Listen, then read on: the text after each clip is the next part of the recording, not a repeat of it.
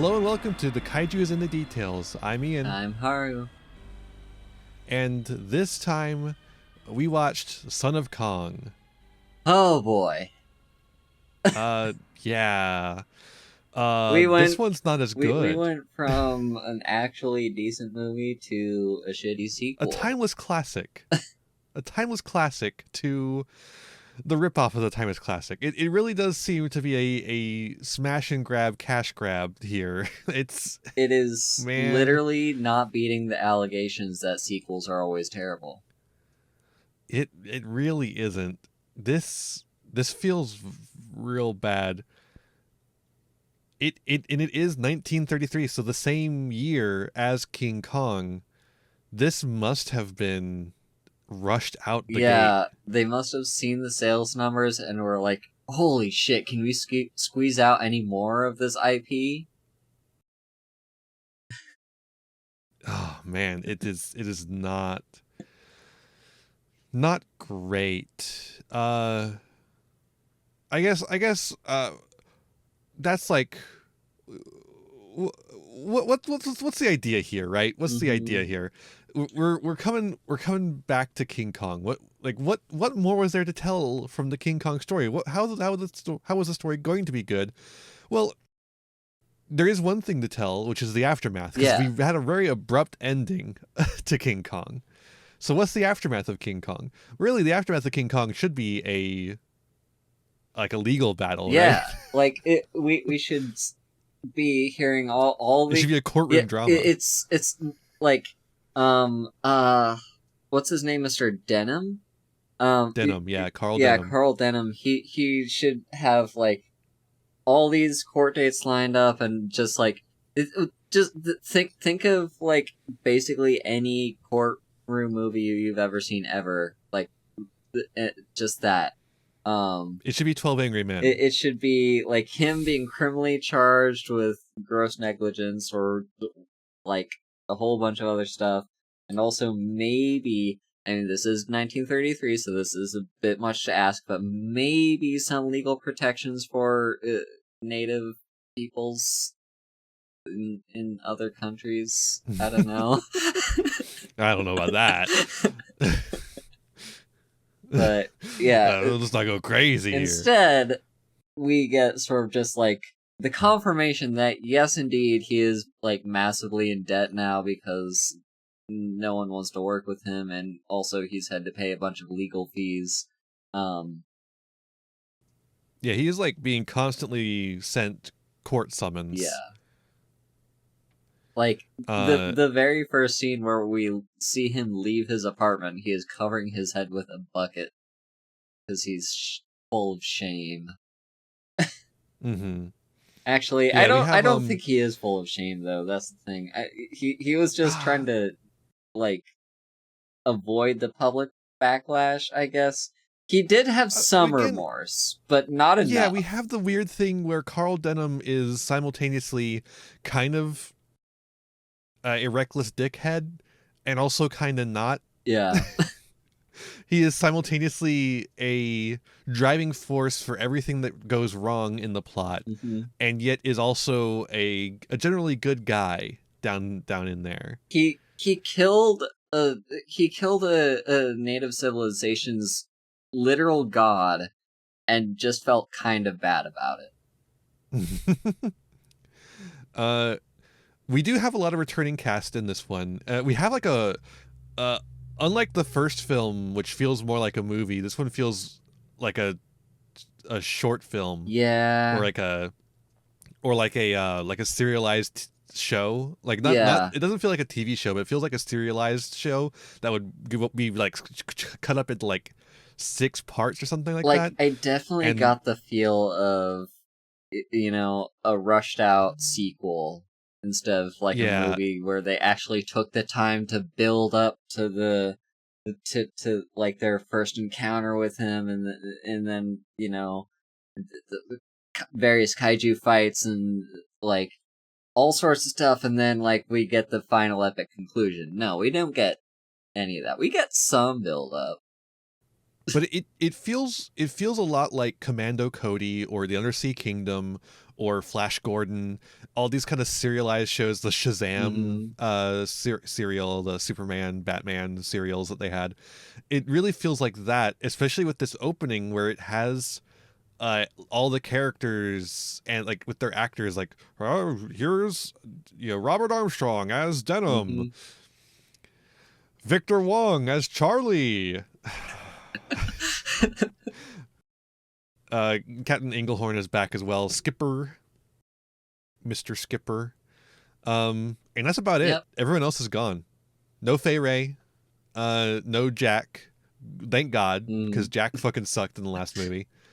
Very boring. Yeah. Instead of Fay Ray, we have Helen Mack playing Hilda. Yeah. How did you feel about Helen Mack?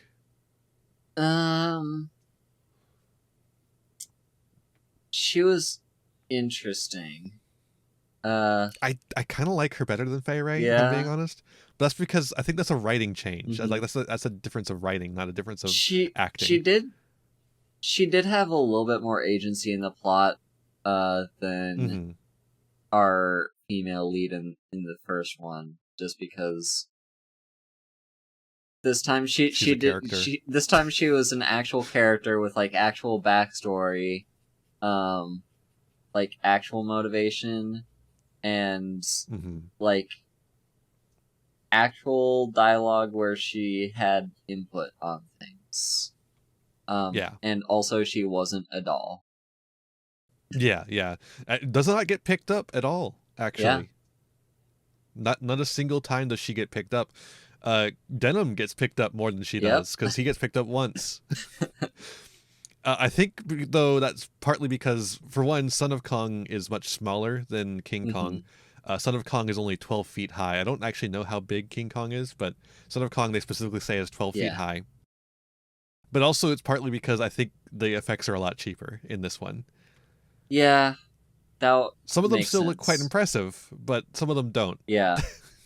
Speaking of impressive versus not, the first reveal of the Son of Kong compared to the first reveal of King Kong is night and day. It's like so the first goofy. reveal of King Kong is like epic, and there's all this build up and all this tension, and the first reveal of Son of Kong is just like, oh, here's a monkey. A monkey.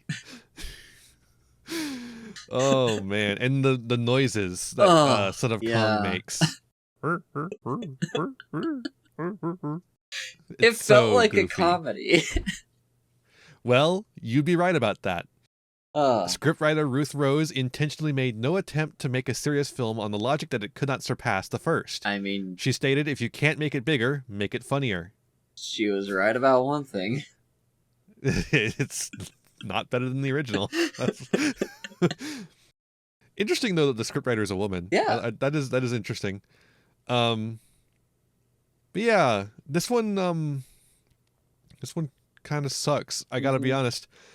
Also, speaking of the cast, though, going back to the cast, I hate that Charlie has so much screen time in this one.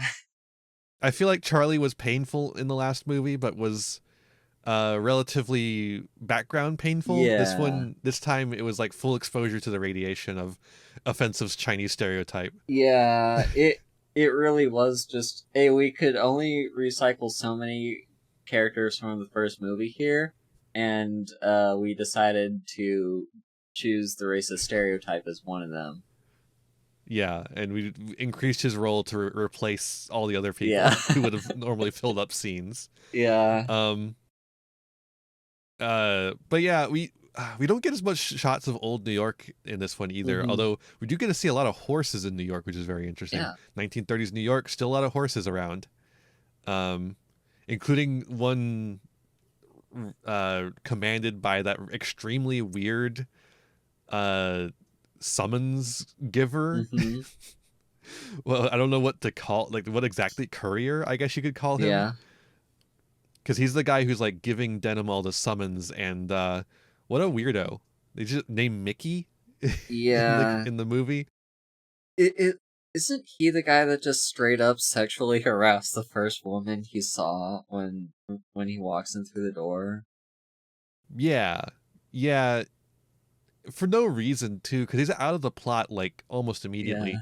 The only thing he does that's like important to the plot is get Denim out of there because Denim's such a good customer, Mm-hmm. which is not really how it works because Denim's not the one paying for him. Yeah. It's everyone else paying to get him to give them the stuff. But and then he also gives Denim a tip to get out of there because he's about to be in legal trouble, which also never comes back up. Yeah. He just stays in the Netherlands, or the Dutch East Indies, I should say, because that's where he is. He's not actually in the Netherlands. He's in the Dutch East Indies. It is nice to see that Denim and the Skipper are like buds. Yeah. The Skipper didn't have to help Denim out of there, so that was a nice like little bit of friendship. This is like that thing I'm telling you about. Denim is so like protagonist coded despite the horrible things he does. Yeah.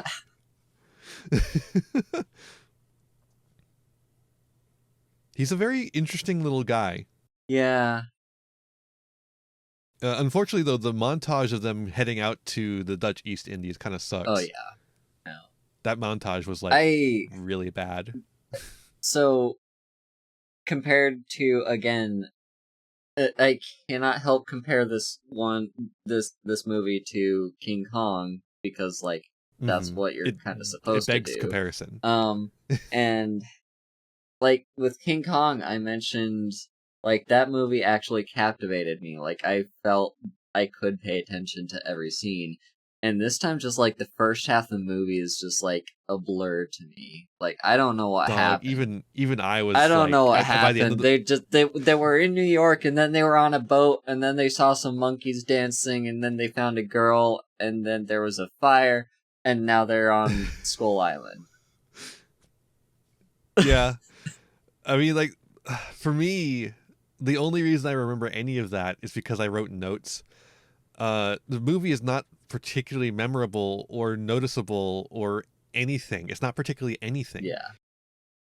It's I wrote notes on it, and that's why I remember anything. And by the end of the movie, I was like checking my watch constantly. I was just like checking my phone, like, are we about done with this movie yet? It was excruciating. Is it done wasting my time? it's did you notice that Denim just got a fancy captain suit out of nowhere? Did he have that on hand already? He's like wearing that like white captain suit in the middle of the East Indies. Now that you mention it, yeah, and I don't know where he got it. He just kind of wasn't wearing it, and then he was. During the montage, he must have gotten it, like sometime during their voyages, when they're like failing to become cargo ship guys. Because that's like their idea is like, we'll just head out to the Dutch East Indies and we'll be cargo guys so that we can make money and then stay away from any legal troubles that they got into for bringing Kong into New York. But yeah, then they there was that scene with the monkeys making music and dancing, and that sucked. That scene went on way too long. It went on way too long. This movie's only an hour, by the way. It feels like 2 hours, but it's only an hour. Yeah. Every scene just goes on way too long. It feels like they paid for the monkey actors and they wanted to make their money's worth off of it. And that same goes for the actress because her singing sucks. I was saying earlier, I kind of like her character better, but man, she's not a very good singer. They have her singing, and I mean the idea is that she's not supposed to be a good singer. At least that's a but part we do of listen her to it for character, a while. But like, they didn't have to subject us to it. Honestly, though, it's not necessarily her singing; it's the song that sucks. Yeah, the song was bad. Like, I don't know. I did note that she really knows how to deal with a tough crowd, though, because that crowd was not giving her anything. Yeah, It was so weird. Just like Denham's the only one clapping in the audience, and everyone else is just like kind of cross-armed Yeah. in the chairs. It's like, why did you Well, come no. here? Shouldn't this place just be empty? What's his name again? Did Mr. they come there for the Chong? monkeys? Oh yes, Miss Charlie. Yeah, Charlie. He at least claps. Yeah, he did. That's true. I get the feeling he would have clapped for anything, Yeah. though, because he's a racist Chinese stereotype. Yeah. Oh man, you got to imagine though, those monkeys were treated terribly, yeah. right? You just like on set. I mean, in real life, you just got to know that. Mm-hmm. I also wrote down a quote here, which comes pretty shortly after the monkey scene, which is, "He's a white man, someone to talk to." Yeah, I noticed that line too. This is what Helene says, or Helene's father says about the evil captain, which is what I wrote him down as. His name is the character's name is actually Niels Hellstrom, Mm-hmm. Captain Hellstrom, but I just call him the evil captain throughout my notes because that's basically all his character is. Yeah. And then there's like just like a real series of events that happen, huh? I know we're not supposed to be like recapping the movie and these things, but this one's so bad, I feel like we kind of got to break it down a little bit. We have to work under the assumption that people watched the first 10 minutes of the movie and decided not to watch the rest. I'm not necessarily doing that, but what I do want to break down all the things that don't work for me, and that means breaking down what actually happens in the movie. What did not work for you? The movie. The movie. No, this like scene where the flea circus guy and the captain, the evil captain, are like getting drunk, and they start getting angry, and the evil captain bashes the guy in the head, and then the guy accidentally falls on a torch, and it burns the whole fucking tent. Yeah. And it's just like a blur of things that happened. Yeah. I mean, I guess I don't know. Like, did that scene need to exist, or like? Yes, because we need to get Helene on the boat, but that's the only reason it exists, as far as I can tell. Oh, and to set up the conflict between Helene and Nielstrom, the evil captain. Yeah. Okay, so yeah, I get the, which also gets dropped pretty quickly into the movie. Yeah, like I get the getting her on the boat part. I just don't understand that conflict like being a part of the movie at all, because it was just like important during that one scene, and then we never see that guy again. Well, we do see the evil captain again. He's the one that like gets the plot forward. Like he's the one that gets them to Skull Island. Oh, was that him? And the only reason that was him, yeah. Okay. I remember evil I remember some person being like, "There's a treasure." Yeah, no, that's him. Okay. And he lies about it. He's lying about the treasure. The treasure's not real. Yeah. The treasure was the friends we made along the way. True. So yeah, Helene's father's dead. They just kind of drop that on you. He just kind of like faints, and then she's just like, he's dead in the next scene. When she's trying to get the monkeys back. Yeah. Those monkeys are very happy to be out of there. Oh yeah. And here's where I wrote, "This movie sucks, dog." I just wrote that in my notes. I was feeling it. Yeah. But we do get a really cool scene where Helene threatens the evil captain. And it's like kind of a cold scene. It's really cool, actually. That was actually, yeah. I like that scene. Cold as ice. It was just like her staring him down. Yeah, and she's like, "Oh, I'll." He's like, "Well, what are you going to tell the evil the evil magistrate?" Sorry, that's a Ace Attorney thing. What are you going to tell the magistrate? You're not going to. What did he say when he died? She's like, "Well, you'll have to hear it from the magistrate himself." Because he didn't say shit, but she knows that like that's the guy who killed him, because it's the only way that it could have happened.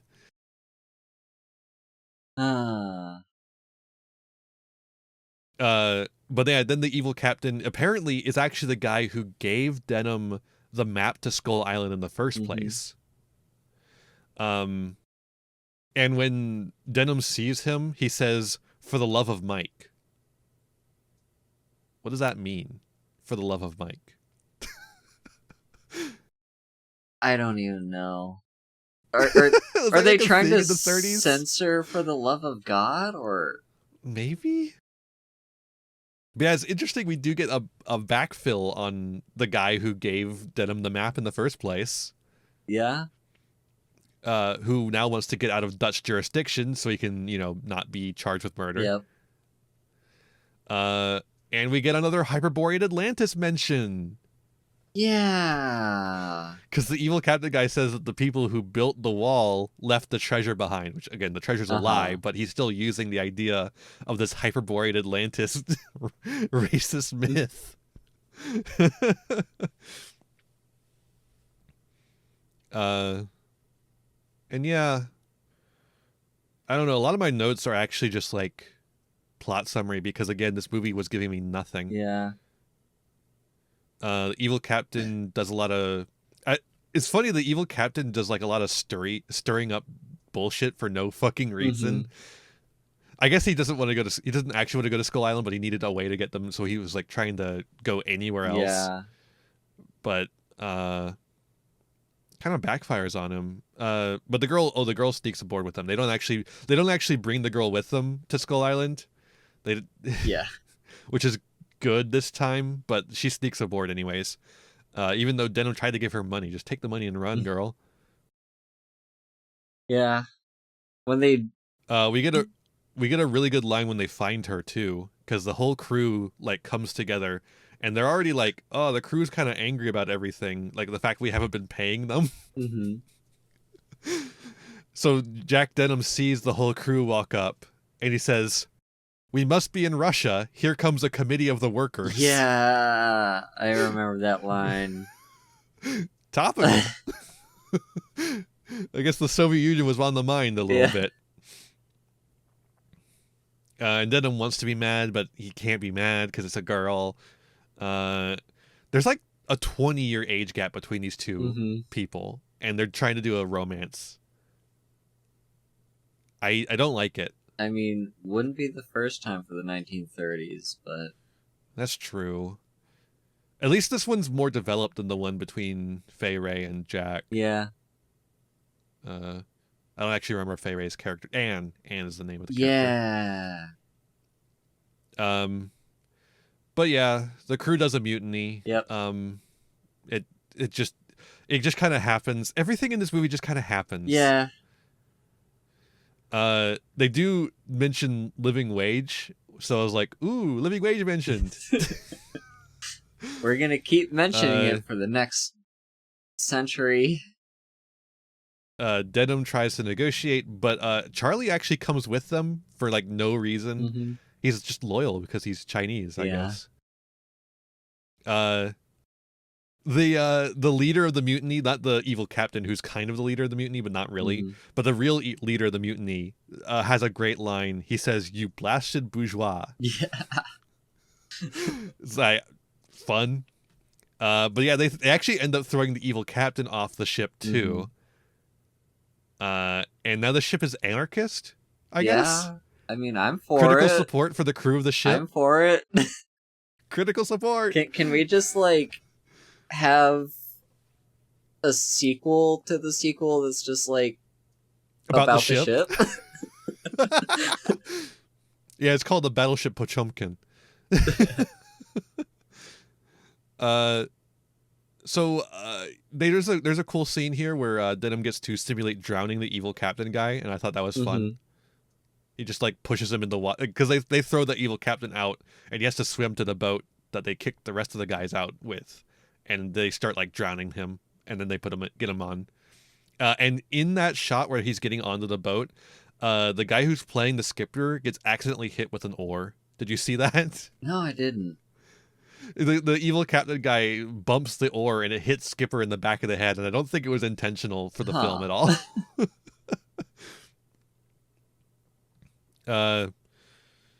we get to see the villagers again briefly. Mm-hmm.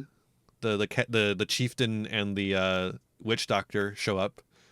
They don't get credited apparently, but they do show up again, and they're angry because they destroyed the entire village with Kong Yeah, last I time. mean, Fair enough. yeah. And yeah, so they have to go somewhere else, and then we get to see Kong again. Yay! Or rather, they go into like they go into a bad looking cave. Yeah. So they don't have to have the whole jungle set as much anymore. They have this weird cave set that looks like dog shit, and then we get to see Son of Kong. Yeah. Who sounds like shit and looks like shit. Yeah. Now I will say, when they first see him, it's another interesting contrast between the first movie and this one. Is their initial reaction is to just help him because he's stuck in like a mud pit. Yeah, he's stuck in like a swampy thing, and they're like, oh no, poor thing. Here, let's help him, and like. And Denim specifically is like, I guess it's kind of my fault that you're in there because I killed your dad. Yeah. So I guess I owe you Never one. say Denim doesn't experience any remorse. Just Yeah. Not only does he feel remorse about what he did in New York, he feels remorse for killing Kong and leaving this guy fatherless. Still no remorse for killing the villagers, the tribal villagers' god, but yeah, no, not at all. Tell him we're friendly. Yeah. tell him that he messed up stuff for us too, so it's fine. But yeah, like, I just think that's an interesting comparison, because this is something that I'm familiar with, being a common like theme in kaiju films. Is it kind of goes back and forth between like, oh, we're afraid of the giant monster, oh, we're actually friends with the giant monster, or oh, we're afraid of it again. Like, it kind of goes back and forth. Mm-hmm. It's you'll find sympathy for the kaiju being a very common presence in the kaiju genre. In fact, we'll see it very soon when we hit Godzilla. Oh yeah. Yep, we're gonna have some sympathy for the kaiju in the very first Godzilla film. Hell yeah. I mean, we had it in Kong as well. The original King Kong. Yeah. We had some sympathy for the kaiju as well. But this one really, really plays on sympathy for the kaiju. Mm-hmm. The kaiju is not really a villain in this one. It's more of an ally. Yeah. Because when they help the kaiju just is like, Son of Kong is like a little baby, and he's just like, okay, friends. He's just their companion for the rest of the show now. Yeah. Except when the other crew is there briefly before they split up for no reason. Yeah. And then the other crew gets like trapped by a dinosaur that actually looks quite nice. I imagine it's just reused stuff from like reused model from the previous film. Perhaps. Yeah. Because a lot of the other dinosaurs that show up do not look quite as good. The screening effects still look quite nice though, I will say. The screens are still really, really impressive. They do a lot of work to make sure that looks good. But some of the models end up not looking so good. Yeah. Like the giant bear that shows up and attacks the Denim and Helene and Son of Kong, who comes and saves them. That bear does not look very good. Yeah, it was honestly kind of hard. Apparently, it's called a cave. It was bear. kind of hard to tell what it was in the first shot, and then when they showed the wide shot, when they're up on the when they ran up on the cliff and is showing the bear. When they ran up on that cliff forever, and I'm like, oh, it's a bear. Yeah, it's a bear. It's apparently it's a cave bear. It's supposed to be like a prehistoric kind of bear. It doesn't look very good though. Like the fluffy creatures just don't look super good in this movie. And the dinosaurs don't look great either, but they look better. the music I found was much more generic this time. Like, this is the fight is where I kind of noticed this. Yeah. Is there, you don't have the sync up that you had in the previous film, where the music really emphasizes every part of the fight. Mm-hmm. Instead, it's just like, oh yeah, there's music playing and there's a fight happening. One thing I did notice with the music is there was a motif of like this muted trumpet sound. I'm assuming that's what that was I'm hearing. It's very common for like, comedic moments in old stuff. Yeah, there was a lot of essentially wah wah wah. Yeah, but like, yeah, there was like this muted trumpet motif that just accompanied scenes with Son of Kong. Yeah, like the comedy moment where he bumps his head in the middle of the fight and goes, oh. Yep, pretty much. And then, or the Looney Tunes ass shit he pulled where he walked under the bear and then grabbed the tree and beat his ass. It's like, okay, the action is just not as good, but it's also like really Looney Tunes stuff. Yeah, like the music from the moment where we meet Son of Kong and pretty much everything after that was kind of what sold me on like, oh, okay, this is a comedy. Yeah. No, the scenes with Son of Kong are very comedic in nature. Yeah. Particularly like anytime he kills something, it like comes back to life and snaps at him, and he has to hit it again. Yep. Every single time. Kong gets a splinter. That's another comedic moment. And then Denim helps him. This kind of solidifies the bond between ape and man. Yeah, and that was another moment where we get to see him like expressing his remorse for killing Kong. Mm-hmm. But we also get a really cool effect here, where we have two different effects going on at the same time. We have a giant Kong hand, so that Denim can actually touch the Kong hand and like put the bandage on it. But we have overlaid on top of that the stop motion Kong, so that it looks like the two things meld together. It actually is a pretty effective effect there. It's really cool.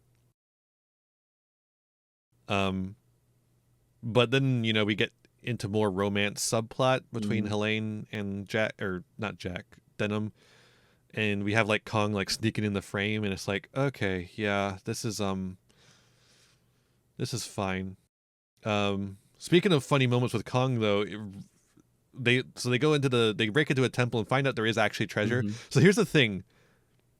This is the crazy thing about this movie, is that the evil captain lied about there being treasure, but there actually was treasure. And Kong opened the temple for them so they actually needed Kong to actually do anything. And then Kong picks up the gun and he shoots his own hand. So I was just thinking the whole time that Hellboy like strip, that part, that meme that people did with the Hellboy, that moment from Hellboy where it's a monkey, it's got a gun. And then like a weird dragon thing shows up that looks like dog shit, and they have another fight scene. Yep. And then Kong mugs for the camera a lot in that fight scene. These fight scenes are just not good. There were only 2 kaiju battles in this movie, right? Just the bear and the bear and the weird dragon thing. Yeah, and I guess there's like people running from kaijus, but other than that, there's only the 2 kaiju fights. Yeah. So another sign of this being just a rushed sequel. Evil Captain gets to be eaten by a dinosaur. I like that.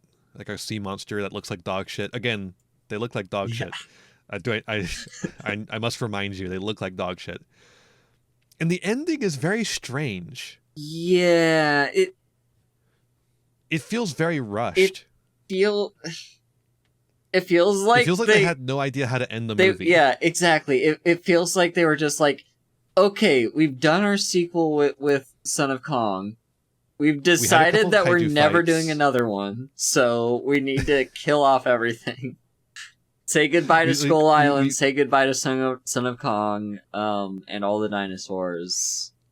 We finished everything we are supposed to do with a Kong movie, and I don't want to keep writing a movie anymore. So how do we end the movie right now? It really felt like a D&D, just the DM is rushing like a TP. Rocks fall, everyone dies. Exactly. Like, it felt very much just... It's like, out of the blue, there was reveal. no build up to that scene whatsoever. It's just like, oh no, the island's collapsing. Yeah, no. So Denim gets the treasure thanks to the help of Kong, and Kong breaks the shotgun because he shoots his own hand with it. And the dinosaur before had broken the other shotgun that went with the other crew, and they all come together, and then they get the reveal like, Carl Denham's like, I have the treasure. And then the evil captain's like, there is no treasure. It was a lie I made up. And they're all like, oh, why I gotta? And then, oh no, an earthquake. Yeah. Or I guess the captain runs away and he runs because he sees the son of Kong, and that it re-traumatizes him.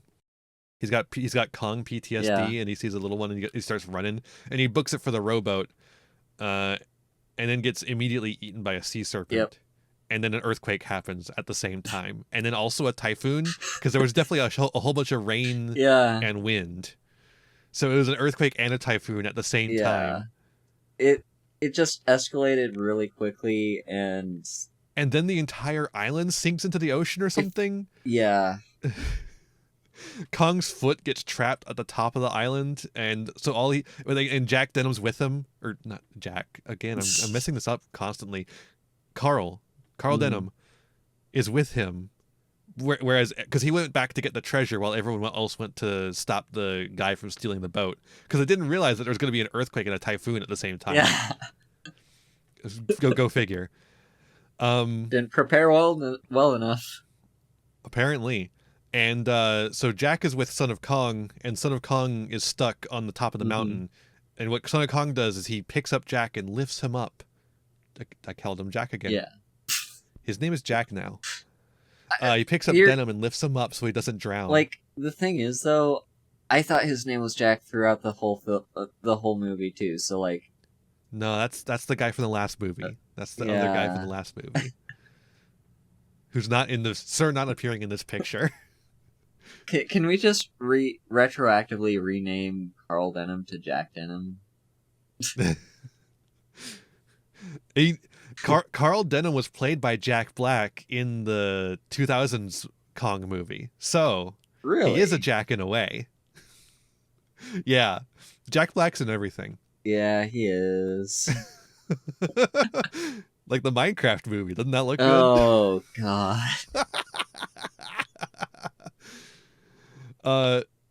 So yeah, I literally the last the climax of the movie, I'm literally just so confused. Is the whole island sinking? Yeah. Like, what's going on here?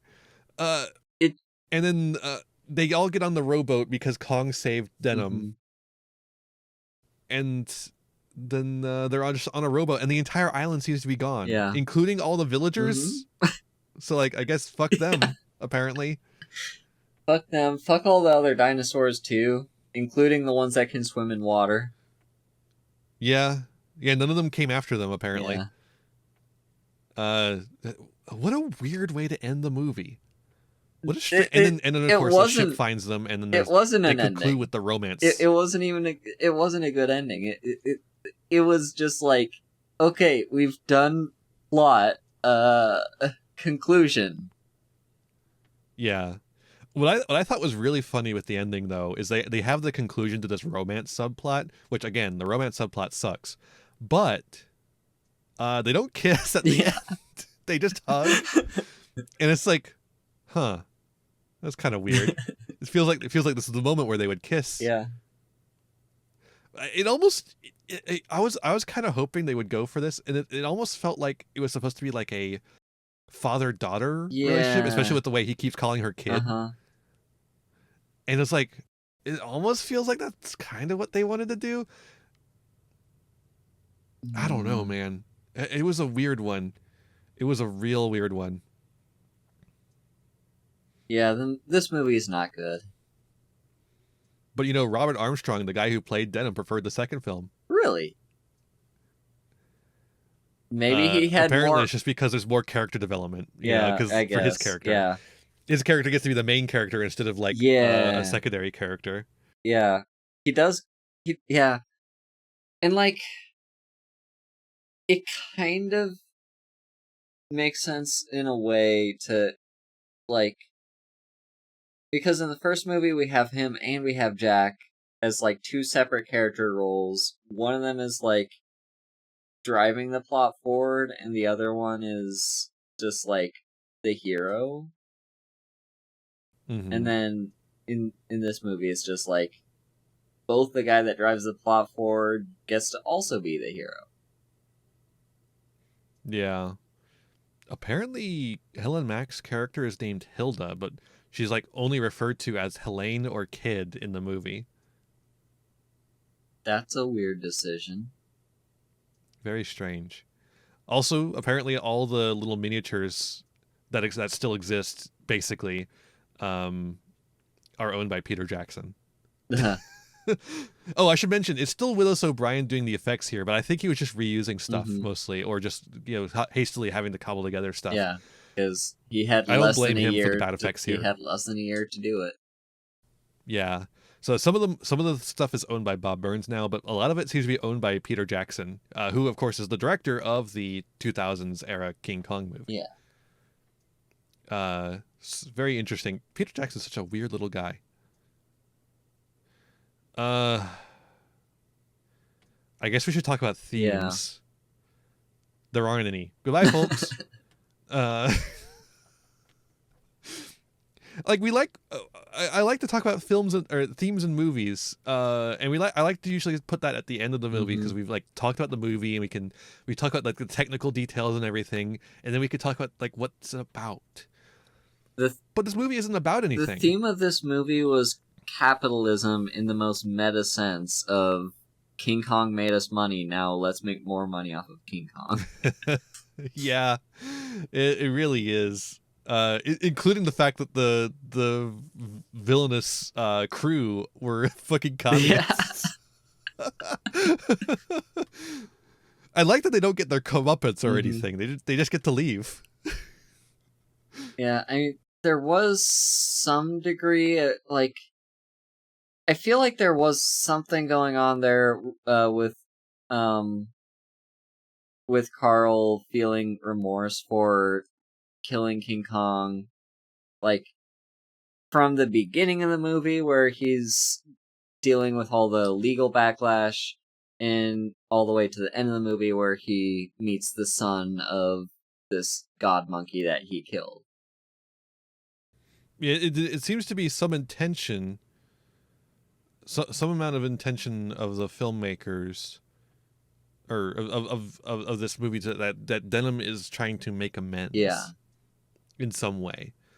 It's just not a very thought out part of the movie, or even like particularly present. I don't know. Yeah. It's kind of a nothing everything. I should say that they do sell the diamond, and they split the fortune 3 ways. One with Charlie, apparently, one with the skipper, and one with Denham and the girl. They both share the part instead of just. They could have split it 4 ways, and then they'd have more money. But whatever.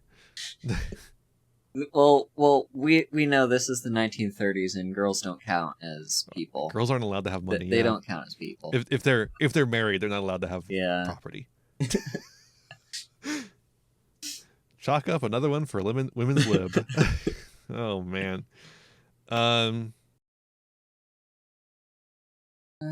God, what? There's nothing to say about this anymore. Yeah. There's just nothing left. This movie sucks. It's so bad. Don't watch this. Hopefully you didn't. Maybe do. Yeah, I don't know. I'm sorry for making you watch this. Like, I don't know. There may be some scenes that are worth at least just looking up. Don't watch the whole movie all the way through. No. It's gonna wait. You're gonna waste an hour and 10 minutes of your life. Also, the version that we watched was like a VHS rip, and all the audio was it was in like the left channel. Yeah, that was annoying too. That wasn't the fault of the movie, but it was annoying. Yeah. Okay, so King Kong released in March 2nd of mhm. 1933. Son of Kong released December 22nd. So that is like, 9.5 months. enough time to make a baby. I mean, you're not wrong. Oh, I'm not wrong. The thing about it is that I'm not wrong. The irony. This movie sucks. This movie sucks. This is a bad movie.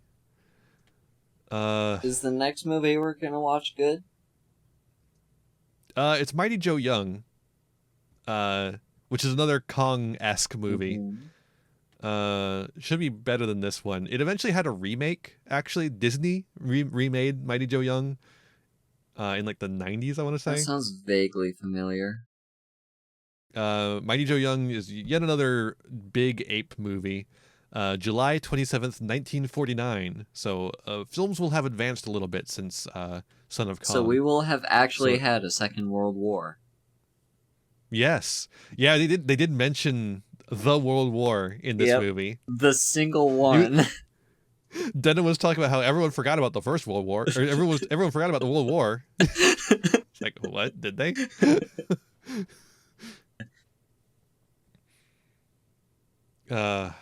Yeah, Mighty Joe Young is next.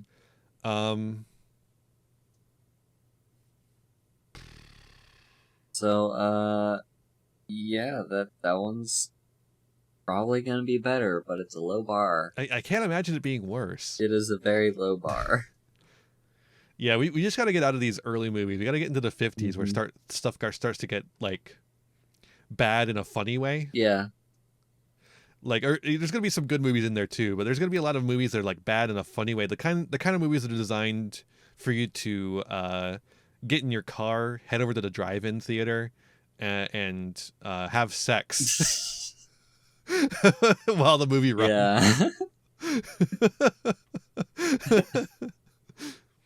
Again, I need to put the explicit tag on these episodes. I'm gonna make sure I do that. You know, I'm looking at our list here. We're actually like several episodes away from Godzilla. After Mighty Joe Young, we have The Beast from 20,000 Fathoms, which is a classic, very influential on Godzilla. We have the Monster from the Ocean Floor. We have Them, which is another classic, Snow Creature, and then we have Godzilla. Okay. So that's like 5 episodes before we hit Godzilla. Buckle down, everyone. If you're listening to this in the future, you can just marathon those episodes until we get to Godzilla, or just skip to the Godzilla one. But it's up to you. I think they're going to be good episodes. Yeah. Listen to these episodes that come next. I think 20,000 Fathoms in particular is going to be a real banger of an episode. Yeah, I'm kind of looking forward to that one. A very influential movie. I'm looking forward to a lot of these, them too, actually. Yeah. Like, I don't know a whole lot about them, but, them, the movie, I mean.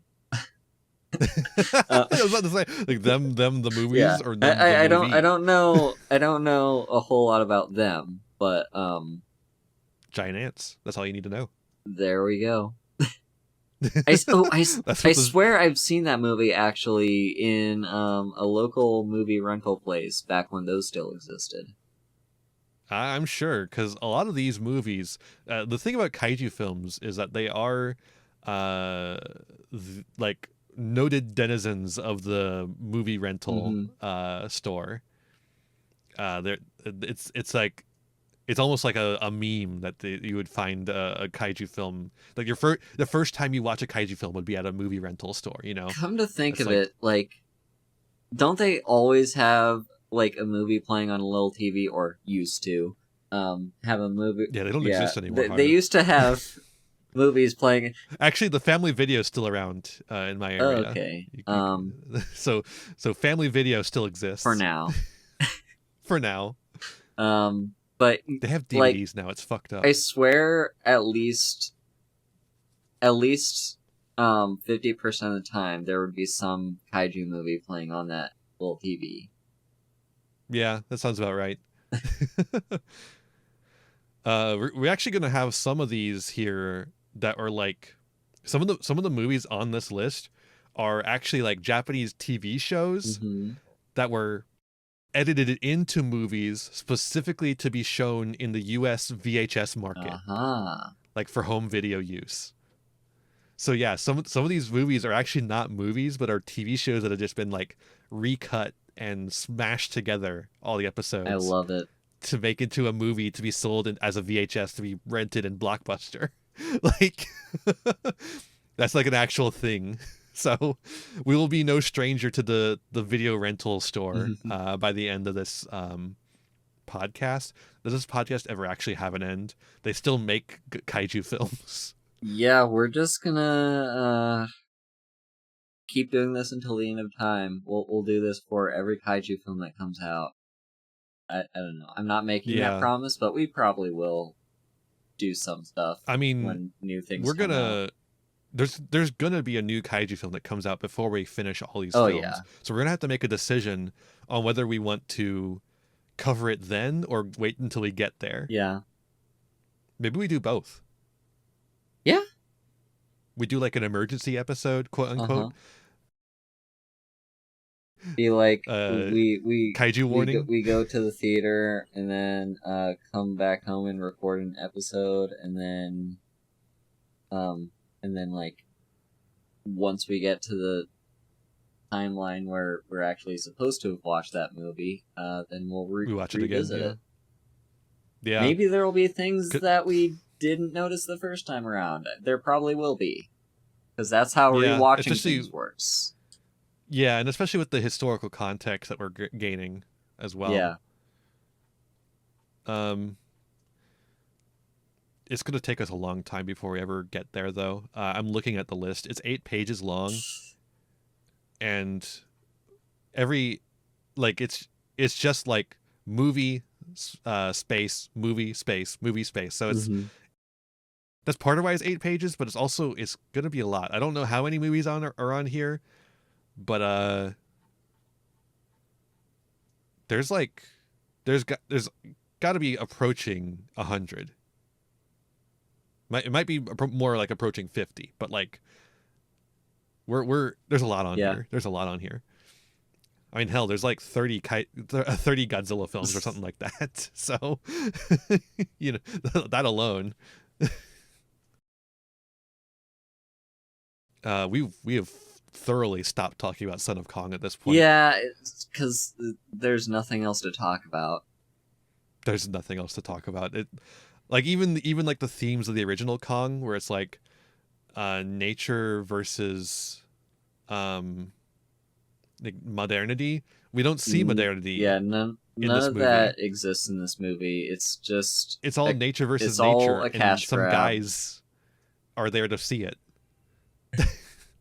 It's like, the most popular parts of the King Kong movie were when the King Kong was fighting all the monsters. So let's just have that, and then we end the movie after that. We don't do the New York scenes at all. Those are expensive, and not as important as King Kong fighting another monster. And we don't really get any we don't get anything themes of, this is what happens when like white people meddle in other people's affairs, because the earthquake and typhoon wiped them out. Like they didn't cause the earthquake and typhoon. I don't think. Yeah. I don't think that was the implication. They're just dead and gone, and they didn't even get credited in this movie. Yeah, they didn't even get credited in the movie. Like, come on, man. Can't be doing that shit. At least Victor Wong got like top billing. Yeah. Like, almost top billing. Like, come on. That's neat. Wish he wasn't playing that character, but like, yeah. Did you know that apparently on Wikipedia, I don't know if this is like actually something that they did in the movie, but on Wikipedia they have like specifically given a specific species to each of the monsters that are in the movie, Oh. other than Son of Kong. By the way, Son of Kong, did you notice that he's like albino? Kind Yeah. of weird. They decided to go with that. I guess they wanted to differentiate him somehow. Yeah. But yeah, apparently obviously the dinosaur that was chasing the crew was a Styracosaurus. But they like are going down to like that creature that attacked the like that dragon-like creature is apparently a Nothosaurus. Is that a real thing? Because I swear it didn't look like an actual like. It doesn't look like a Nothosaurus at all. It looked very just made up, mythical, like. So Nothosaurus apparently means false lizard. It's an actual like creature that existed. But it's kind of like a plesiosaur, but with like it has like reptile limbs instead of fins. So it's somewhat between plesiosaur. Oh yeah, here it is. It literally is like a in between. It's a missing link between lizard and plesiosaur. But then the thing that kills Helmstrom is an Elasmosaurus, which is a late which a Nothosaurus and a Elasmosaurus should not be existing on the same island. But whatever. Yeah. Like that's the thing when you give them specific dinosaur names, then it makes it not make any sense. If they're just like creatures that have evolved to live on this island, that makes a little bit more sense in my mind. I don't know. We filled out an hour though, so we haven't actually filled out an hour yet. We're close though. We're pretty close. Oh man. Thanks for listening, everyone. Thanks for listening to this episode of a podcast that you chose to spend an hour listening to. Yep. No, I think the podcast is good. The movie's bad, but the podcast was good. Yeah. You enjoyed it. You enjoyed it. The movie was bad, and then you get to cathartically listen to us talking shit about it. Yeah. Assuming you actually watched it and didn't just click into the episode anyways. You know what? Fair enough if you did. Maybe you know. Maybe you know. You know more than I. Maybe us talking about it makes you feel like you were there with us, even though you weren't. Maybe we remember it so you don't have to.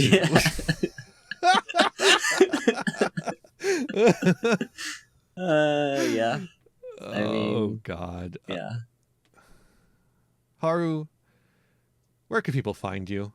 I am Haru Hayes. That's HaruHaze. I'm on Twitch. That's mostly where I do like video content, like streams and stuff. So go find me there whenever I get around to deciding to actually stream. Otherwise, I'm just around on social media and stuff. I'm over on Blue Sky, same name. I'm also over on I have a Twitter, same name, although like I don't really use it anymore. And I'm also on Discord. Ian and I actually share a Discord, which you can find in like both of our links. And of course, I am the Vampire Ian, vampire VTuber and card game extraordinaire. You can find my YouTube, my Twitch, my Twitter, my Blue Sky, my Bumbulor, my Griblus, my Frigafras. It's all the same name, Vampire Ian. You just got to search it. I'm actually popular enough. You can just search me on YouTube and find me pretty easy.